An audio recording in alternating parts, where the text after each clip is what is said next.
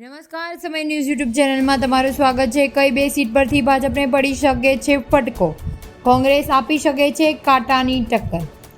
ગુજરાતમાં બીજેપી ગત બે લોકસભાની ચૂંટણીમાં પોતાનો જ રેકોર્ડ તોડતી દેખાય છે. આ વખતે ભારતીય જનતા પાર્ટીને 26માંથી 26 બેઠકો જીતી છે. આ વખતે પાર્ટીની તમામ સીટો પર 5 લાખ વોટથી વધારે મત માર્જિનથી જીતવાનું લક્ષ્ય રાખ્યું છે. ત્યારે તમને જણાવી દઈએ કે વડાપ્રધાન નરેન્દ્ર મોદીજી અને કેન્દ્રીય ગૃહમંત્રી અમિત શાહનું ગૃહ રાજ્ય ગુજરાત અને જે કે ગુજરાતની તમામ બેઠકો પર પોતાનું વર્ચસ્વ માટે નેતાઓને લઈને કાર્યકર્તાઓને એડીનું જોર લગાવ્યું છે. ત્યારે રાજકીય નિષ્ણાંતોના મતે પુરુષોત્તમ રૂપાલા વિવાદના કારણે ક્ષત્રિય સમાજે આ વિસ્તારમાં વિરોધ ઉગ્ર બન્યો છે. તેનાથી કોંગ્રેસની આશા વધી ગઈ છે. તેને લીધે ઉમેદવારને મંત્રી તુષાર ચૌધરીના વિવાદનો ફાયદો થયો છે.